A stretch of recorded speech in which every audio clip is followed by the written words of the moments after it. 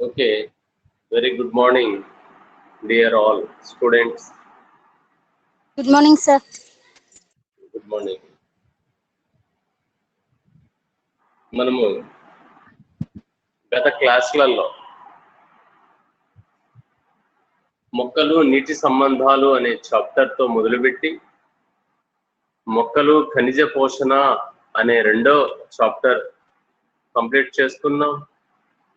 దాని తర్వాత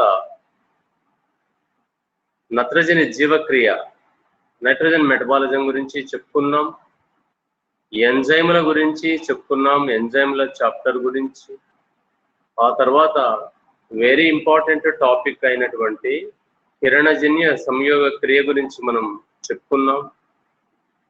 కిరణజన్య సంయోగ క్రియలో ఇంపార్టెంట్ క్వశ్చన్స్ అంటే కిరణజన్య సంయోగ క్రియ వర్ణ ద్రవ్యాలు 5 మార్కులకు, చక్రీయ అచక్రీయ కాంతి ఫాస్ఫారిలేషన్ అవి విడిగా అయితే 5 మార్కులకు, కలిపి అయితే ఎస్ఏ క్వశ్చన్ గా, అదేవిధంగా C3 వలయము, C4 వలయము, క్యామ్ వలయాలు మీకు వెరీ ఇంపార్టెంట్ టాపిక్స్ అవుతాయి. తర్వాత కాంతి శ్వాసక్రియ చెప్పుకున్నాం, అందులో భాగంగానే అది కూడా చాలా చాలా ఇంపార్టెంట్ టాపిక్. తర్వాత ట్రాన్స్లొకేషన్ ఆఫ్ ఆర్గానిక్ సాల్యూట్స్ సేంద్రియ పదార్థాల రవాణా గురించి మనం చెప్పుకున్నాం. దాన్ని వివరించే సిద్ధాంతాలు కణద్రవ్య ప్రవాహ సిద్ధాంతం, ముంచు పీడన ప్రవాహ సిద్ధాంతం, సోర్సు సింక్ రిలేషన్షిప్ ను గురించి మనము చెప్పుకొని ఆ యూనిట్ ను మనము ముగించేసాం. నెక్స్ట్ యూనిట్ శ్వాసక్రియ, వెరీ ఇంపార్టెంట్ టాపిక్. మన కిరణజన్య సంయోగక్రియ లాగానే శ్వాసక్రియ కూడా చాలా ముఖ్యమైనటువంటి టాపిక్ అన్నమాట. జీవక్రియలు అనగానే వెంటనే కణంలో నిరంతరము జరిగే జీవ రసాయనిక చర్యలనే జీవక్రియలు అంటాం. Metabolism is nothing but the biochemical reactions that regularly takes place in the cell. All the biochemical reactions are called as metabolic activities or metabolism. Metabolism two types, anabolism and catabolism. రెండు రకాలు అన్నమాట జీవక్రియలు, నిర్మాణ క్రియలు, విచ్ఛిన్న క్రియలు. నిర్మాణ క్రియలు అంటే సరళ పదార్థాలు కలిసి సంక్లిష్ట పదార్థాలుగా నిర్మాణం గావించబడ్డము నిర్మాణ క్రియలో జరుగుతుంది. మరి నిర్మాణ క్రియలకు ఉదాహరణ ఏంటిది? Anabolism means the simpler molecules together combined and produce the complex molecules. Example ఏంటిది నిర్మాణ క్రియలకు? కిరణజన్య సంయోగ క్రియ. వెరీ గుడ్, కిరణజన్య సంయోగ క్రియ. కిరణజన్య సంయోగ క్రియలో తయారైనటువంటి ఆ పిండి పదార్థాలు ఇప్పుడు శ్వాసక్రియలలో పాల్గొంటాయి, అంటే విచ్ఛిన్న క్రియలలో పాల్గొంటాయి. నిర్మాణం గావించినటువంటి ఆ సంక్లిష్ట పదార్థాలు ఆక్సీకరణ గావించబడతాయి. ఎందుకు ఆక్సీకరణ గావించబడాలి అంటే శక్తిని విడుదల చేయడానికి కిరణజన్య సంయోగక్రియలో తయారైనటువంటి ఆ పదార్థాలు ఆక్సీకరణ చర్యల్లో పాల్గొంటాయి. అంటే శ్వాసక్రియ దానికి ఉదాహరణ. విచ్ఛిన్న క్రియ అని అంటారు. ఆక్సీకరణ ప్రక్రియ అనేది విచ్ఛిన్న క్రియే. దానికి ఉదాహరణగా మనము శ్వాసక్రియను గురించి చెప్పు. సాధారణంగా మనకు శ్వాసక్రియ అంటే తెలిసింది ఏంటిది అంటే ఉచ్ఛ్వాస నిశ్వాసలు అన్నమాట. గాలిని పీల్చుకోవడము, గాలిని వదిలిపెట్టడం. గాలిని పీల్చుకోవడం, గాలిని వదిలిపెట్టడము అనేటువంటిది బాహ్య శ్వాసక్రియ అవుతుంది. జంతువులలో అయితే ఇలా, అంటే అఫ్ కోర్స్ మనం హ్యూమన్ బీయింగ్ తీసుకుంటే ఉచ్ఛ్వాసము అంటే లోపలికి ఆక్సిజన్ ను తీసుకోవడం, అది ఊపిరితిత్తుల వరకు వెళ్తుంది. ఊపిరితిత్తుల్లో అది రక్తంలో కలుస్తుంది, అది అంతవరకు ఉచ్ఛ్వాసం. మరి నిశ్వాసము అంటే ఇన్హలేషన్, ఎక్స్హలేషన్ అంటాం ఇంగ్లీష్ లో. కణాలు శ్వాసక్రియను జరిపిన తర్వాత కార్బన్ డైఆక్సైడ్ వాయువును విడుదల చేస్తాయి. విడుదలైన కార్బన్ డైఆక్సైడ్ మరలా మనకు రక్తం ద్వారానే ఊపిరితిత్తుల్లోకి చేరుతుంది, ఊపిరితిత్తుల నుంచి బయటకు వచ్చేస్తుంది. ఇలా శ్వాస అంగాల వరకు జరిగే శ్వాసక్రియ బాహ్య శ్వాసక్రియ. ఆక్సిజన్ రక్తంలో కలిసి కణానికి చేరవేయబడుతుంది హిమోగ్లోబిన్ ద్వారా. అదేవిధంగా మనం జీర్ణమైనటువంటి ఆహారము గ్లూకోజ్ కూడా శోషకాలు, పేగులలో శోషకాలు ఉంటాయి, సక్కర్స్, అక్కడ శోషించబడి అదే ఆహార పదార్థము కణానికి చేరవేయబడుతుంది. సో ఇప్పుడు ఆక్సిజన్ కలిసింది, గ్లూకోజు కలుస్తుంది కణంలో, అప్పుడు అది కణాంతర శ్వాసక్రియకు దారితీస్తుంది అన్నమాట. దాన్నే అంతర శ్వాసక్రియ అని అంటారు. అంతర శ్వాసక్రియనే కణ శ్వాసక్రియ, కణాంతర శ్వాసక్రియ అని కూడా పిలుస్తారు. కాబట్టి external respiration and internal respiration. External respiration takes place up to the respiratory organs in human beings and in some other mammals. The lungs are the respiratory organs. ఊపిరితిత్తులు అనేటువంటివి శ్వాస అంగాలుగా ఉంటాయి. కప్పలో అయితే చర్మము ఊపిరితిత్తులు, చేపలో అయితే మొప్పలు సార్, గిల్స్ మొప్పలు అని అంటాం. స్కార్పియన్ టేలు, అవి అయితే పుస్తకాకార ఊపిరితిత్తులు. Very good, very good. Book lungs. Cockroach వాయునాళాలు సార్. ట్రాకియా వాయునాళాలు. ఎందుకంటే నేరుగా నాళాల ద్వారా ఆక్సిజన్ చేరవేయబడుతుంది కణానికి. No blood, I mean blood is there but in white colour, no haemoglobin. Oxygen చేరవేసే హిమోగ్లోబిన్ అందులో ఉండదు కాబట్టి ఆ ఏర్పాటు అన్నమాట కీటకాలన్నింటిలో కూడా, కాక్రోచ్ వంటి కీటకాలు. రైట్. కాబట్టి మనము శ్వాసక్రియ అంటే వెంటనే మనకి ఏం తెలుస్తుంది అంటే ఏదో గాలిని పీల్చుకోవడము, గాలిని వదిలిపెట్టడము అనే అనుకుంటారు సాధారణంగా. ఉచ్ఛ్వాస నిశ్వాసలే శ్వాసక్రియ అంట. అది ఊపిరితిత్తుల వరకు జరగడం అన్నమాట, ఉచ్ఛ్వాస నిశ్వాసలు. కణం లోపలికి గ్లూకోజు ఆక్సిజన్ సరఫరా అయిన తర్వాత జరిగేది అసలైనటువంటి శ్వాసక్రియ. గ్లూకోజ్ అనేది ఆక్సిజన్ సమక్షంలో ఆక్సీకరణ గావించబడుతుంది, విచ్ఛిన్నం అవుతుంది. ఆ విచ్ఛిన్నమైనప్పుడు అందులో నిల్వ ఉండేటువంటి శక్తి ఏటీపీల రూపంలో వస్తుంది అని. ఏటీపీలు విడుదలవుతాయి, గ్లూకోజు ఆక్సీకరణము చెంది అని శక్తి విడుదలవుతుంది. ఆ శక్తిని ఉపయోగించుకొని మనము అనేక రకాలైనటువంటి పనులను మనము నిర్వహించుకుంటాము. సో ఇది జంతువులలో అయితే ఇలా శ్వాసక్రియ అనేది ఈ విధంగా చెప్పుకోవచ్చు. బాహ్య శ్వాసక్రియ, అంతర శ్వాసక్రియ అన్నమాట. అంటే జంతువులలో శ్వాస అంగాలు ఉంటాయి కాబట్టి అంతర శ్వాసక్రియనే కణ శ్వాసక్రియ, కణాంతర శ్వాసక్రియ అని కూడా అంటాం. మరి మొక్కలలో ఏం జరుగుతుంది? కణ శ్వాసక్రియ మాత్రమే జరుగుతుంది. Cellular respiration takes place. No special respiratory organs present in the plants. మొక్కల్లో ప్రత్యేక శ్వాస అంగాలు లేవు. మనం పత్రరంధ్రాలను చెప్పకూడదు శ్వాస అంగాలు అని. పత్రరంధ్రం అనేది it is a channel to transport the oxygen and carbon dioxide. అర్థమైందా? వాయువుల వినిమయము వాటి ద్వారా జరుగుతుంది కానీ అవి శ్వాస అంగాలు కావు అన్నమాట.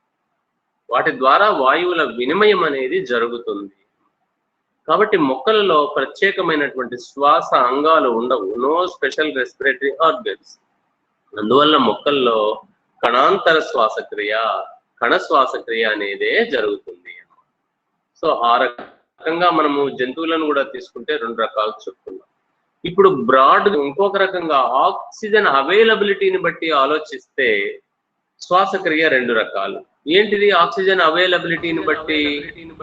వాయు శ్వాసక్రియ, అవాయు శ్వాసక్రియ. Very good. Aerobic respiration, anaerobic respiration. వాయు శ్వాసక్రియ, అవాయు శ్వాసక్రియ. దాన్ని ఇంకొక రకంగా కూడా పిలుస్తారు వాయు సహిత శ్వాసక్రియ, వాయు రహిత శ్వాసక్రియ. ఇక్కడ వాయువు అంటే ఆక్సిజన్. వెరీ సింపుల్ అన్నమాట. ఆక్సిజన్ సమక్షములో జరిగితే దానిని వాయు శ్వాసక్రియ అంటారు.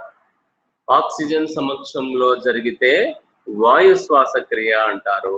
ఆక్సిజన్ లేనప్పుడు జరిగే శ్వాసక్రియను అవాయు శ్వాసక్రియ అని పిలుస్తారు. అలా 2 రకాలు అన్నమాట. ఇది మొక్కలలోనూ జరుగుతుంది, జంతువులలోనూ జరుగుతుంది. 2 రకాలుగా మనం చెప్పుకోవచ్చు అన్నమాట. వాయు శ్వాసక్రియ, అవాయు శ్వాసక్రియ. రైట్, బాగానే ఉంది. 2 రకాలు మనం చెప్తున్నాం.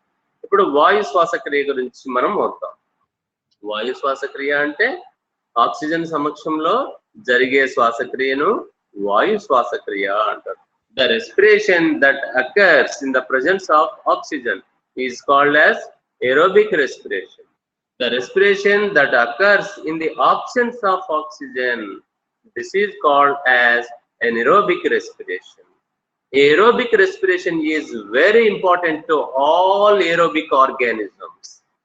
వాయు సహిత శ్వాసక్రియ అనేది చాలా రకాలైనటువంటి భూమి మీద పుట్టినటువంటి అన్ని జీవరాశులలో కూడా సాధ్యమైనంత వరకు ఎక్కువగా వాయు సహిత శ్వాసక్రియే జరుగుతుంది. ఎందుకంటే ఆక్సిజన్ పైన ఆధారపడి ఈ అభివృద్ధి చెందిన జీవులన్నీ బ్రతుకుతాయి కాబట్టి అవి బ్రతకడానికి ఆక్సిజన్ కావాలి.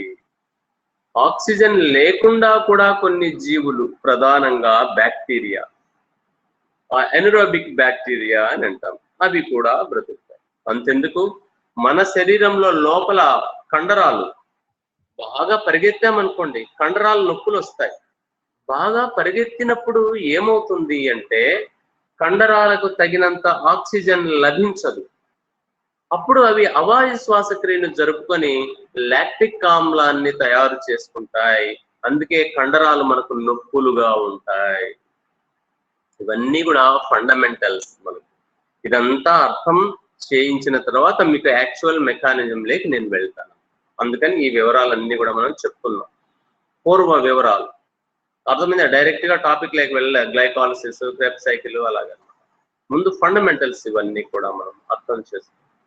రైట్. కాబట్టి ఆ రకంగా భూమి మీద ఉన్నటువంటి మనము వాయుజీవులము, ఆక్సిజన్ పైన ఆధారపడతాం. అయినప్పటికీ మనలో కూడా లోపల కండరాలలో అవాయు శ్వాసక్రియ జరిపేటువంటి కండరాలు ఉంటాయి, కణాలు ఉంటాయి. అదేవిధంగా మన దుంపలు ఉన్నాయి, మొక్కల్లో దుంపలు. భూమి లోపల దున్ని వేసేసాము అనుకోండి, అప్పుడు వాటికి ఆక్సిజన్ లోపలికి వెళ్ళలేదు అన్నమాట. అందుకని అవి అవాయు శ్వాసక్రియను జరుపుకొని బ్రతుకుతాయి. అంటే ఖచ్చితంగా ఏదో ఒక శ్వాసక్రియను జరుపుకోవాలి, అవి బ్రతకాలి అంటే. అందుకని వీలును బట్టి ఆక్సిజన్ దొరికితే వాయు శ్వాసక్రియ, లభించకపోతే అవాయు శ్వాసక్రియను జరుపుకుంటాయి. వాయు శ్వాసక్రియ అనేది కాంప్లికేటెడ్, సంక్లిష్టమైనది. Aerobic respiration is very complicated and is very, very important for aerobic organisms, in which the glucose is oxidized in 3 steps. వాయు సహిత శ్వాసక్రియలో గ్లూకోజ్ అనేది 3 దశలలో ఆక్సీకరణము చెంది 3 దశల్లో జరుగుతుంది. Aerobic respiration occurs in 3 steps. వాయు సహిత శ్వాసక్రియ 3 దశలలో పూర్తి అవుతుంది. ఆ 3 దశలు ఏంటివి అంటే చెప్తారా ఎవరైనా? 3 దశలు ఏంటివి? సార్ గ్లైకాలసిస్, క్రెబ్స్, ఎలక్ట్రాన్ రవాణా వ్యవస్థ. Very good. గ్లైకాలసిస్, రెండవది క్రెబ్స్ వలయం, మూడవది ఎలక్ట్రాన్ ట్రాన్స్పోర్ట్ సిస్టమ్. ఇవి 3 దశలు అన్నమాట. అర్థమైందా? సో ఈ 3 దశలలో మనకు ఏరోబిక్ రెస్పిరేషన్ అనేది పూర్తి అవుతుంది అన్నమాట. ఇప్పుడు నేను మొట్టమొదటి స్టెప్ అయినటువంటి గ్లైకాలసిస్ కు వెళ్తాను. నేను దీన్ని మీకు బోర్డు ద్వారా నేను ఎక్స్ప్లెయిన్ చేసే ప్రయత్నం చేస్తాను. మీకు కనిపించకపోతే చెప్పండి, అడగండి కూడా.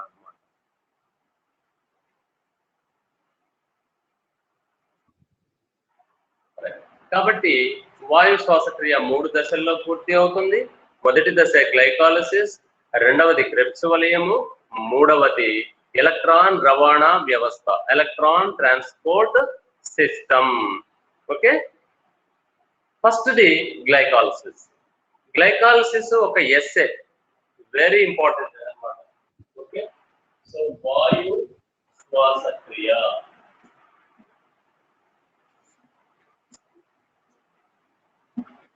గ్లైకాలసిస్.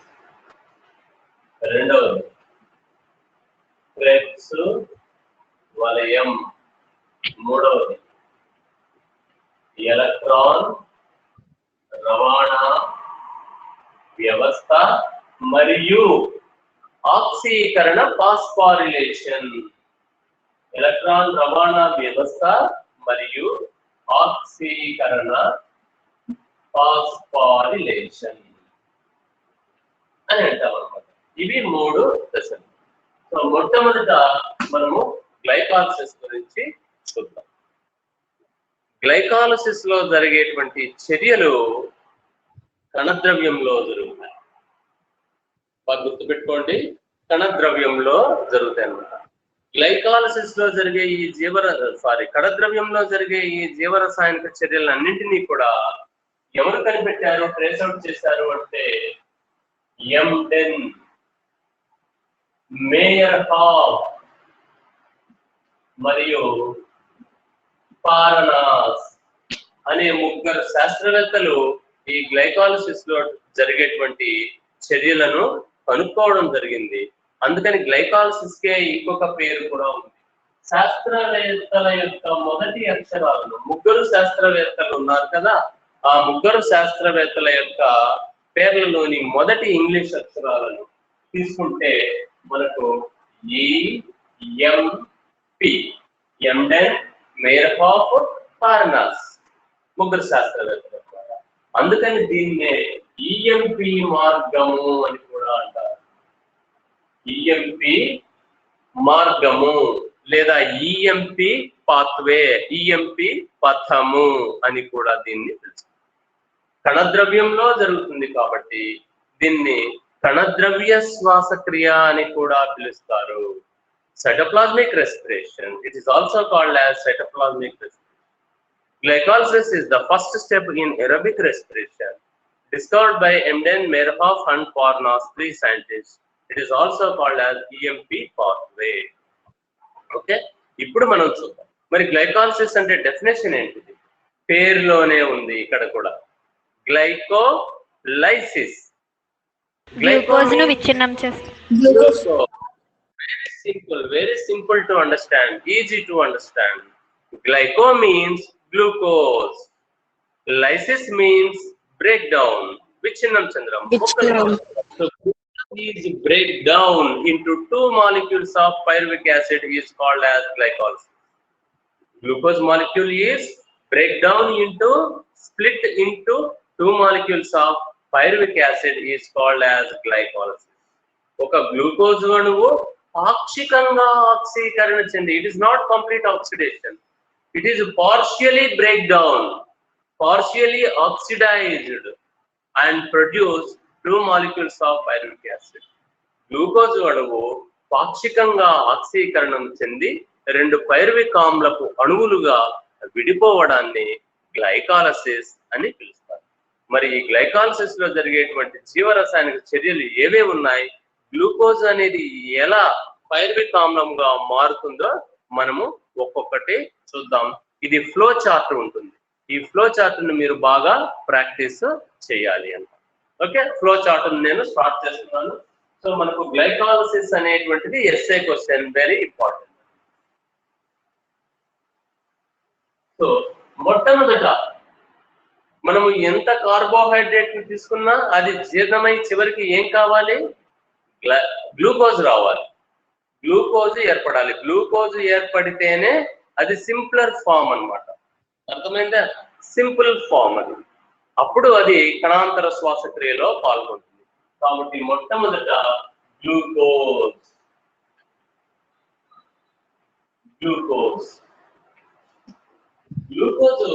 మొదటి స్టెప్ లో ఏం చేస్తుంది అంటే ఒక ఏటీపీ అణువును ఉపయోగించుకొని ఉత్తేజితం చెందుతుంది. గ్లూకోజ్ యొక్క ఉద్దేశం ఏంటిది, ఎక్కువ మొత్తంలో శక్తిని విడుదల చేయాలి. ఎక్కువ మొత్తంలో ఏటీపీలను విడుదల చేయాలంటే ముందుగా అది యాక్టివేట్ అవ్వాలి. అందుకొరకు అది కాస్త ముందుగా ఒక 2 ఏటీపీలను తీసుకొని ఉత్తేజితం చెందుతుంది. ఫస్ట్ ఇక్కడ ఒక ఏటీపీ అన్నమాట. కాబట్టి ఒక ఏటీపీని గ్రహించి ఏంగా మారుతుంది? గ్లూకోజ్ 6 ఫాస్ఫేట్ గా మారుతుంది. ఇక్కడ ఏటీపీ ఉపయోగపడుతుంది కాబట్టి ఏంగా మారిపోతుంది? ADP plus DI. ఒక ఫాస్ఫేట్ వినియోగపడుతుంది, దీనికి చేరిపోతుంది గ్లూకోజ్. అందుకు గ్లూకోజ్ 6 ఫాస్ఫేట్ అయింది. అంటే గ్లూకోజ్ 6 కార్బన్లు ఉంటాయి, 6వ కార్బన్ దగ్గర ఫాస్ఫేట్ అతుక్కుని ఉంది. మిగిలిన 2 ఫాస్ఫేట్లు ఇలా విడుదలవుతాయి, ADP plus PIN.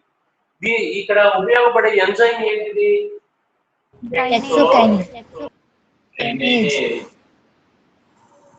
Very good. Simple గా కైనేజ్ అని కూడా మనం పెట్టవచ్చు. అర్థమైందా? కైనేజ్ అని కూడా మనము పెట్టవచ్చు అన్నమాట. అయితే మనము ఇది హెక్సోజెస్ కాబట్టి హెక్సోకైనేజ్ అని పిలుస్తాం. హెక్సోకైనేజ్ అనేటువంటి ఎంజైమ్ ఇక్కడ ఉపయోగపడుతుంది అన్నమాట. ఇక్కడ మెగ్నీషియం అయాన్లు కూడా ఉపయోగపడతాయి. ఇవన్నీ గుర్తుంటే మీరు రాయండి. మెగ్నీషియం అయాన్లు సహకారకాలుగా పనిచేస్తాయి. ఇప్పుడు గుర్తుందా మీకు?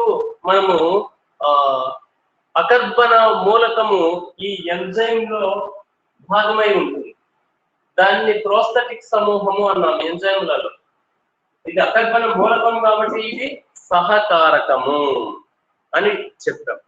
అదే కర్బన పదార్థము అయితే సహ ఎంజైము అన్నాం. కాబట్టి ఈ ఎంజైమ్ యాక్టివేట్ అవ్వాలి అంటే మెగ్నీషియం అయాన్లు ఉపయోగపడతాయి. అది అన్నమాట. ఓకే, కాబట్టి అది మొదటి స్టెప్, మొదటి దశ అన్నమాట. నెక్స్ట్ స్టెప్ లో ఏం జరుగుతుంది అంటే గ్లూకోజ్ యొక్క ఐసోమర్ ఎవరు? ఫ్రక్టోజ్. Very good. కాబట్టి గ్లూకోజ్ 6 ఫాస్ఫేట్ అనేది ఫ్రక్టోజ్ 6 ఫాస్ఫేట్ గా మారుతుంది. ఐసోమర్ కాబట్టి ఎంజైమ్ ఏంటిది? ఐసోమరేజ్. ఐసోమరేజ్ అనేటువంటి ఎంజైమ్ ఇక్కడ ఉపయోగపడుతుంది. తర్వాత ఫ్రక్టోజ్ 6 ఫాస్ఫేట్ ఇంకొక ఏటీపీని ఉపయోగించుకుంటుంది.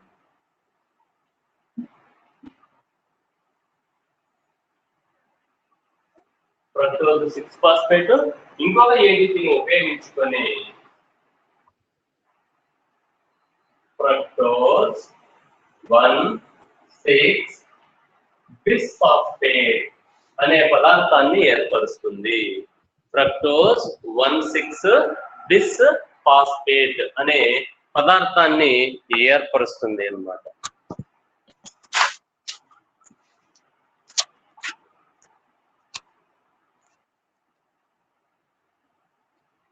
రైట్. ఇది ఫ్రక్టోజ్ 1,6 బిస్ఫాస్ఫేట్. మరి ఇక్కడ ఎంజైమ్ ఏంటిది చెప్పండి? ఫాస్ఫోఫ్రక్టోకైనేజ్.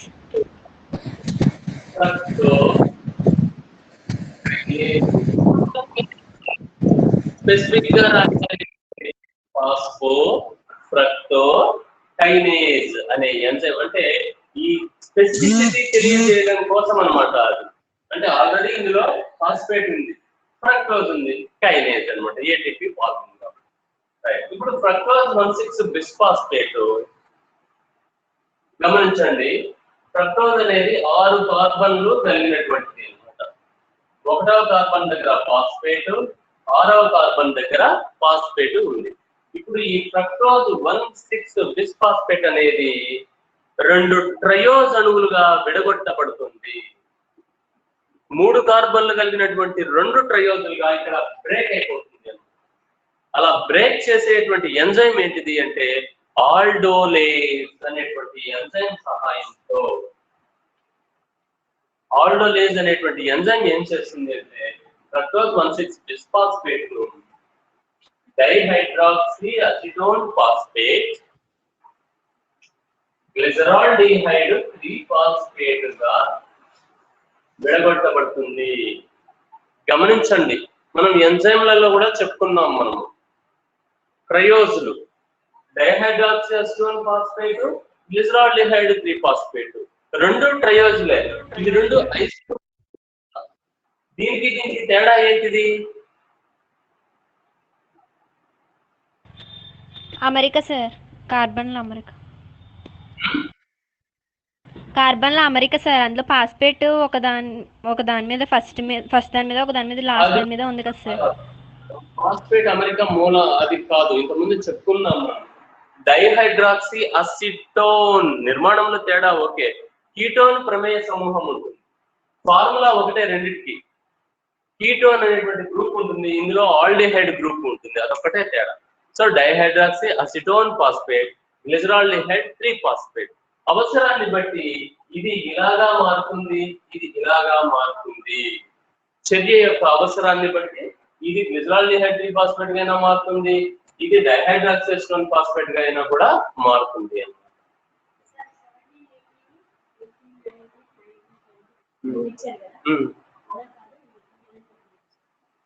క్లాస్ అయిపోయిన తర్వాత మళ్ళీ జస్ట్ ఇంకొక హాఫ్ అన్ అవర్ తర్వాత, ఎందుకంటే రికార్డింగ్ ఇవన్నీ ఉన్నాయి కదా. రైట్. ఇలాగా ఫ్రక్టోజ్ 1,6-బిస్ఫాస్ఫేట్ అనేది ఎంజైమ్ ఆల్డోలేజ్.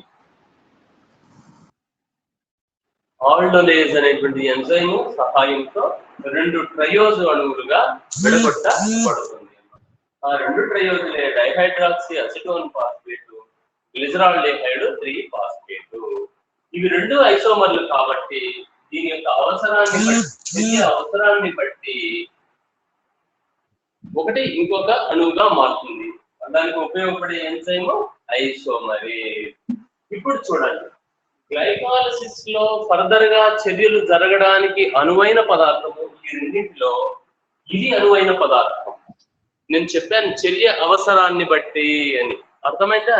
కాబట్టి గ్లిజరాల్డిహైడ్ 3-ఫాస్ఫేట్ అనేది అనువైన పదార్థం అన్నమాట, తర్వాత చర్యలను జరిపేది. దీనికి కంటిన్యూషన్ ఇలా వేసుకోండి.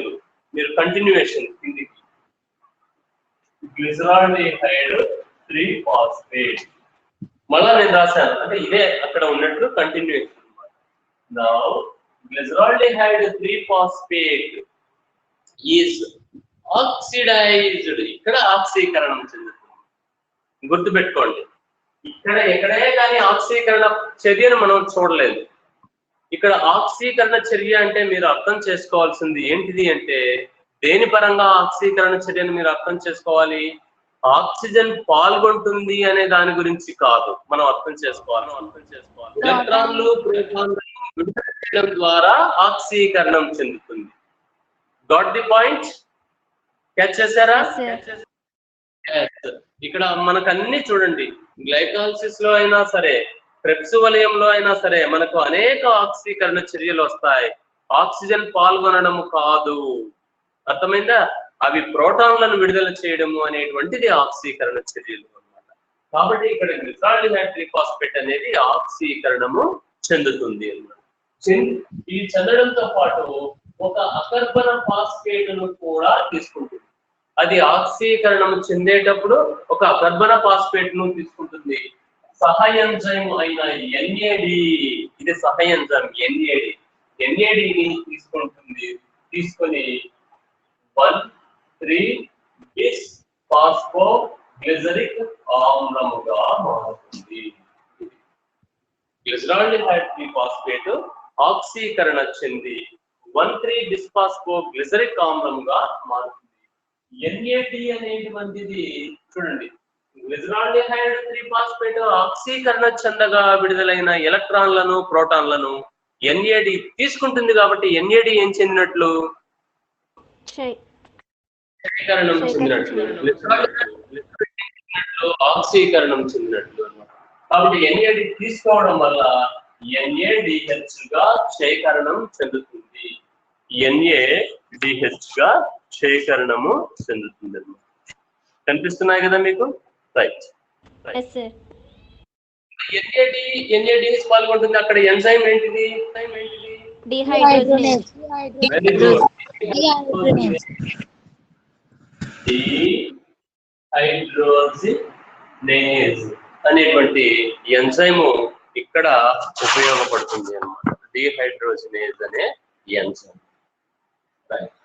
ఇప్పుడు 1,3 బిస్ఫాస్ఫోగ్లిజరిక్ ఆమ్లంలో 1,3 అంటే అర్థము 1వ కార్బన్ దగ్గర 3వ కార్బన్ దగ్గర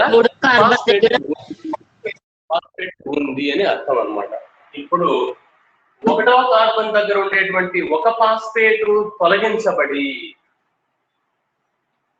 దేనికి చేర్చబడుతుంది అంటే ఏడిపికి చేర్చబడుతుంది. ఏడిపికి ఈ పిఐ తొలగించబడి చేర్చబడుతుంది అన్నమాట. అప్పుడు అది ఏంగా మారుతుంది అంటే ఏటీపీ సంశ్లేషించబడుతుంది. ఇంకా ఇప్పుడు మిగిలిపోయింది ఏంటిది? 3-ఫాస్ఫోగ్లిజరిక్ ఆమ్లం. అంటే 3PGA 3-ఫాస్ఫోగ్లిజరిక్ ఆమ్లం ఏర్పడుతుంది. 1,3 బిస్ఫాస్ఫోగ్లిజరిక్ ఆమ్లము ఒక ఫాస్ఫేట్ ను పోగొట్టుకునింది కాబట్టి 3-ఫాస్ఫోగ్లిజరిక్ ఆమ్లంగా మారుతుంది. ఏటీపీ విడుదలైంది కాబట్టి ఎంజైమ్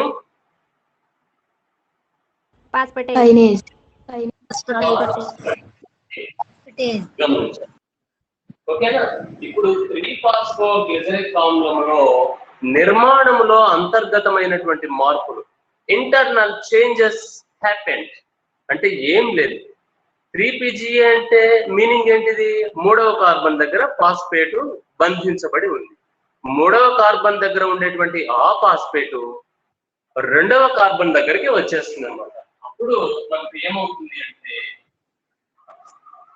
2PGA అయింది. అంటే ఇంకేం లేదు. 2-ఫాస్ఫోగ్లిజరిక్ ఆమ్లం అయింది. ఇంటర్నల్ షిఫ్ట్ అంటాం. ఇంట్రామాలిక్యులర్ చేంజెస్ అన్నమాట.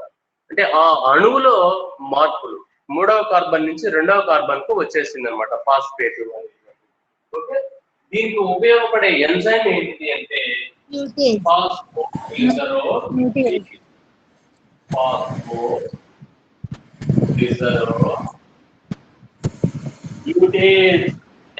ఎంజైమ్ దీనికి తోడ్పడుతుంది అనమాట.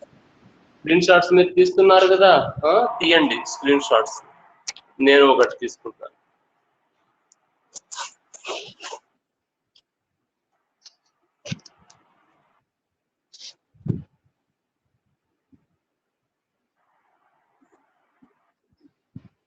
ఎస్, 2-ఫాస్ఫోగ్లిజరిక్ ఆమ్లంగా మారుతుంది. దీనికి తోడ్పడే ఎంజైమ్ ఫాస్ఫోగ్లిజరోమ్యూటేజ్ అనే ఎంజైమ్. ఇప్పుడు 2-ఫాస్ఫోగ్లిజరిక్ ఆమ్లం ఒక నీటి అణువును తొలగించుకుంటుంది, ఒక నీటి అణువును పోగొట్టుకుంటుంది. అంటే ఇలా ఏరో గుర్తు బయటికి వేస్తాం అన్నమాట. నీటి అణువు బయటికి విడుదలైనట్టు. అప్పుడు ఏంగా మారుతుంది అంటే 2 అంటే 2-ఫాస్ఫోయినాల్ పైరువిక్ ఆమ్లంగా మారుతుంది. 2PGA ఒక నీటి అణువును పోగొట్టుకోవడం వల్ల 2-ఫాస్ఫోయినాల్ పైరువిక్ ఆమ్లంగా మారుతుంది. నీటి అణువు విడుదల కావడానికి ఇక్కడ ఉపయోగపడే ఎంజైమ్ ఎనోలేజ్. ఎనోలేజ్ అనేటువంటి ఎంజైమ్ మనకి ఇక్కడ ఉపయోగపడుతుంది. ఇప్పుడు 2-ఫాస్ఫోగ్లిజరిక్ ఆమ్లము చిట్ట చివరి స్టెప్ అన్నమాట. 2-ఫాస్ఫోగ్లిజరిక్ ఆమ్లము పైరువిక్ ఆమ్లంగా మార్పు చెందుతుంది. ఇది పైరువిక్ ఆమ్లం చిట్ట చివరికి ఏర్పడుతుంది. 2-ఫాస్ఫోయినాల్ పైరువిక్ ఆమ్లంలో 2వ కార్బన్ దగ్గర ఒక ఫాస్ఫేట్ ఉంది కదా, ఆ ఫాస్ఫేట్ కూడా ఇప్పుడు తొలగించబడుతుంది. తొలగించబడి దేనికి చేర్చబడుతుంది? ఏడిపికి చేర్చబడి ఏటీపీ అనేది సంశ్లేషించబడుతుంది. ఇక్కడ ఏటీపీ విడుదలైంది కాబట్టి ఎంజైమ్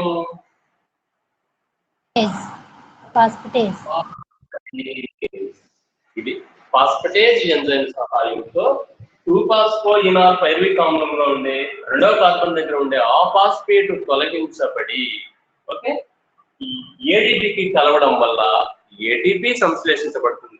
చివరికి పైరువిక్ ఆమ్లం అనేది ఏర్పడింది. PA అని రాశాను, అంటే పైరువిక్ యాసిడ్ అని అర్థం. సో ఇలాగా ఈ విధంగా గ్లూకోజ్ అనేది మొట్టమొదట ఎన్ని ఏటీపీలను ఉపయోగించుకుంటుంది? 1. రెండు ఏటీపీలను ఇక్కడ ఈ గ్లూకోజ్ అను ఉత్తేజితం చెందడానికి ఉపయోగించుకుంటుంది, మరలా ఏటీపీలను విడుదల చేస్తుంది కూడా. మనం గ్లైకాలసిస్ డెఫినేషన్ ఏమని చెప్పుకున్నాము? Glucose molecule is break down into 2 molecules of pyruvic acid. ఇక్కడ ఒక పైరువిక్ ఆమ్లమే వచ్చింది, మరి ఇంకొక పైరువిక్ ఆమ్లం చెప్పగలరా? ఎస్ సార్, DHAP అని ఒకటి ఉంది కదా sir. Very good got the point. Okay, so ఒక గ్లిజరాల్డిహైడ్ 3-ఫాస్ఫేట్ ఏర్పడినప్పుడు ఈ చర్యలన్నీ కూడా జరుగుతుంది, చిట్ట చివరికి పైరువిక్ ఆమ్లం ఏర్పడుతుంది. ఇప్పుడు DHAP కూడా ఐసోమరైజేషన్ చర్యలు పొంది ఇంకొక గ్లిజరాల్డిహైడ్ 3-ఫాస్ఫేట్ గా మారి ఈ చర్యలన్నింటినీ ఇదే చర్యలు, మార్పు ఏమీ లేదు అనమాట, ఇదే చర్యలను నిర్వహించి చిట్ట చివరికి పైరువిక్ ఆమ్లాన్ని ఏర్పరుస్తుంది. కాబట్టి గ్లూకోజ్ అణువు 2 పైరువిక్ ఆమ్లముగా విచ్ఛిన్నం చెందడాన్ని, పాక్షికంగా ఆక్సీకరణం చెంది పైరువిక్ ఆమ్లాలను ఏర్పరచడాన్ని గ్లైకాలసిస్ అంటారు. మొత్తం ఎన్ని ఏటీపీలు విడుదలవుతున్నాయి?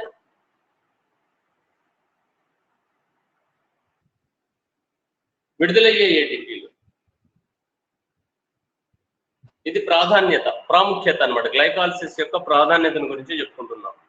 ఎన్ని ఏటీపీలు విడుదలవుతున్నాయి? 2 sir. 2 sir. 2 sir. 2 4 sir. Very good, అది పాయింట్. ఇక్కడ ఒక ఏటీపీ విడుదలవుతుంది, ఇక్కడ ఒక ఏటీపీ విడుదలవుతుంది.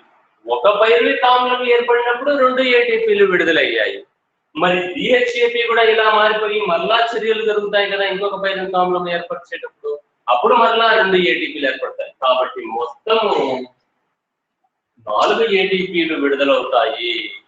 4 ఏటీపీలలో కనిపించలేదు కదా మీకు?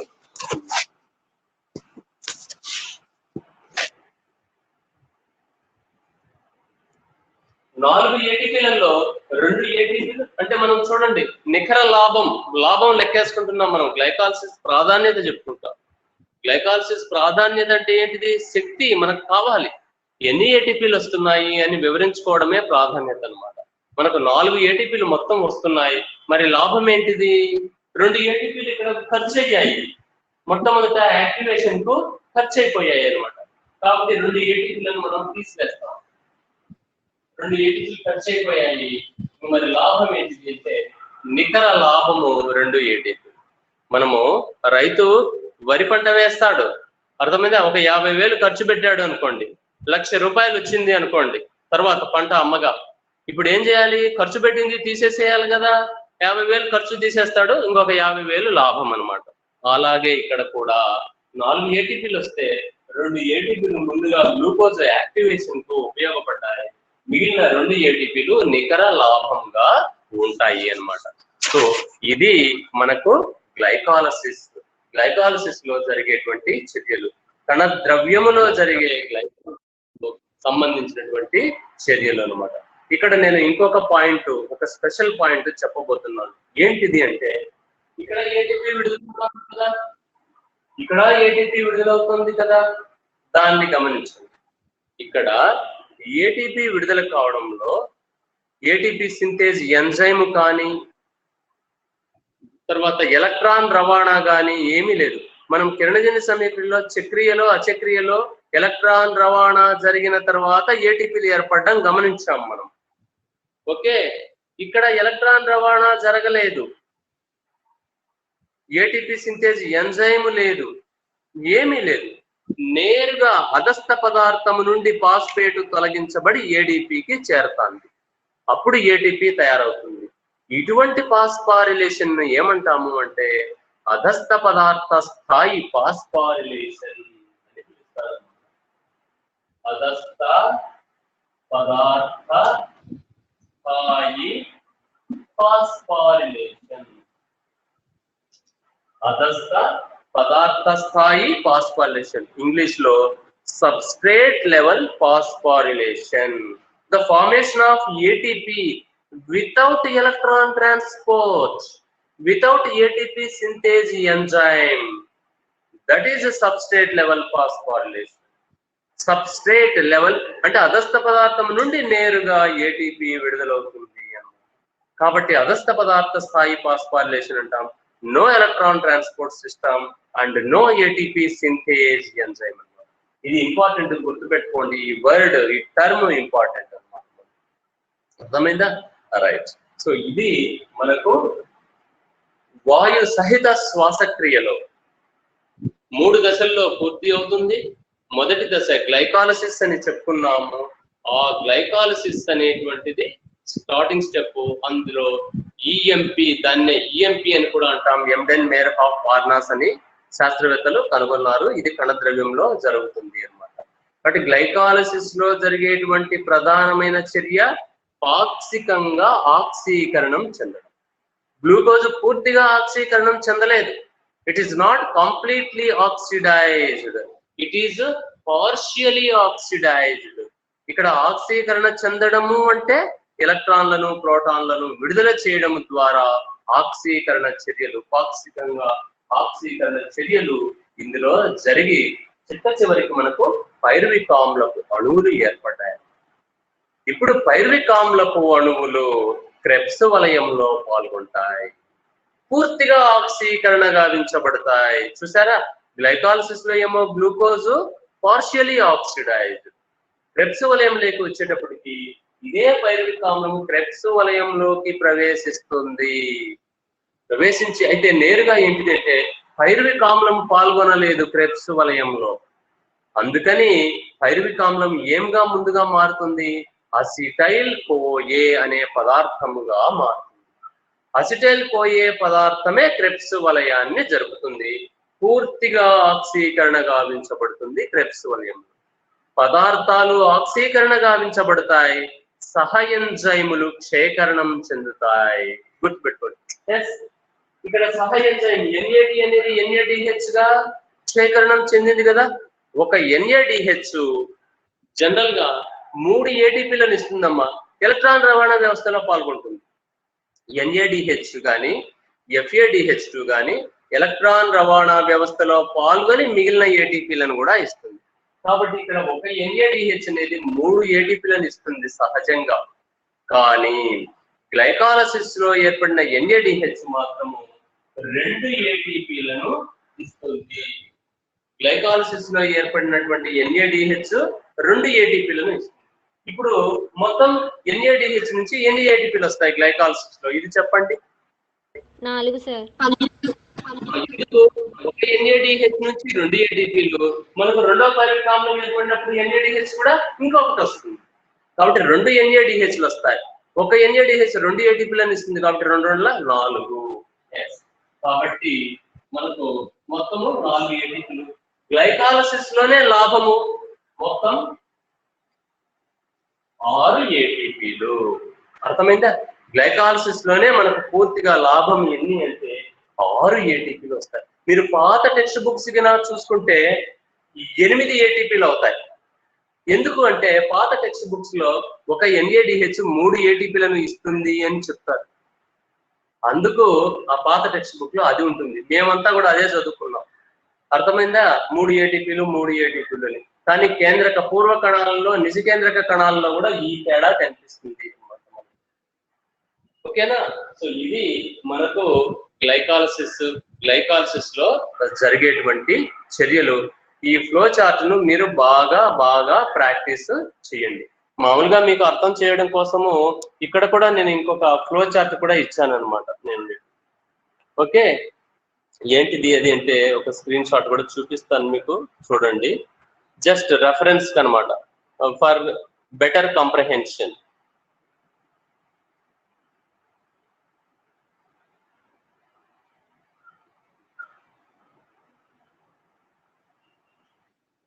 చూడండి, ఇది ఫ్లో చార్ట్.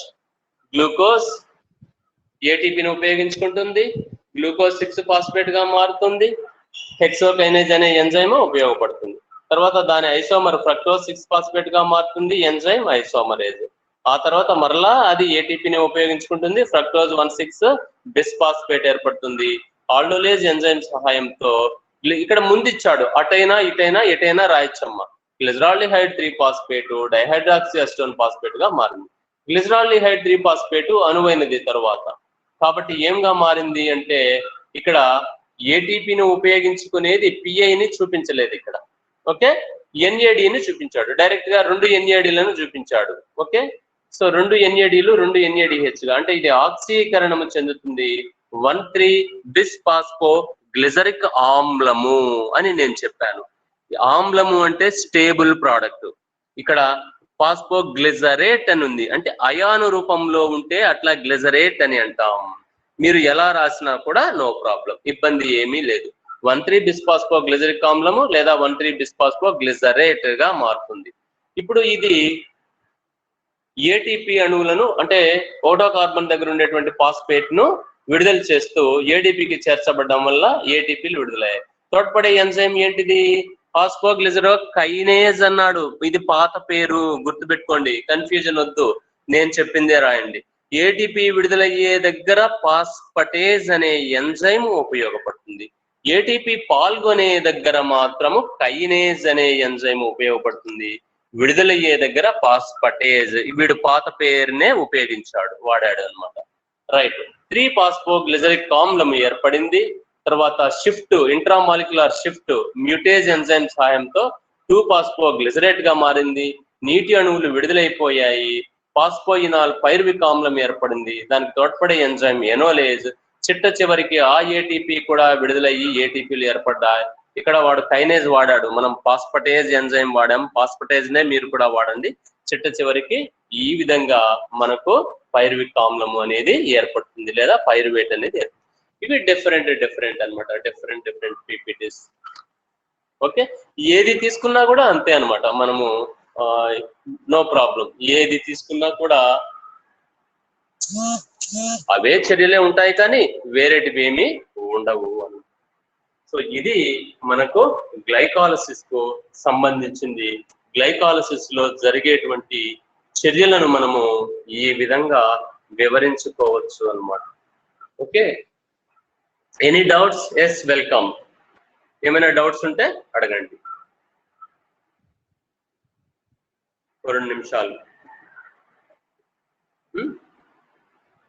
బాగా ప్రాక్టీస్ చేయాలి గ్లైకాలసిస్ వలయాన్ని, బాగా మీరు అన్ని వలయాలను ప్రాక్టీస్ చేయాల్సిందే. మీకు లేజర్, మీకు ఇంట్లో ఉన్నారు, మీరు టైం దొరికినప్పుడల్లా రఫ్ పేపర్లలో ప్రాక్టీస్ చేస్తూ ఉండండి. అర్థమైందా? సో మనకు 36 మంది ఉంటే 27, 28 అలా వచ్చారు, వచ్చిపోతూ ఉన్నారు.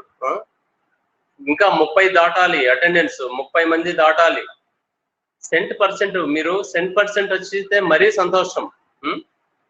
అందరూ కూడా try to participate in online classes. తర్వాత ఇంకొక విషయము నేను మీకు ఐ థింక్ అది మనము చెప్పుకుందాం. సో ఇంతటితో నేను ఈ వీడియోని ముగిస్తున్నాను. నేను వెయిట్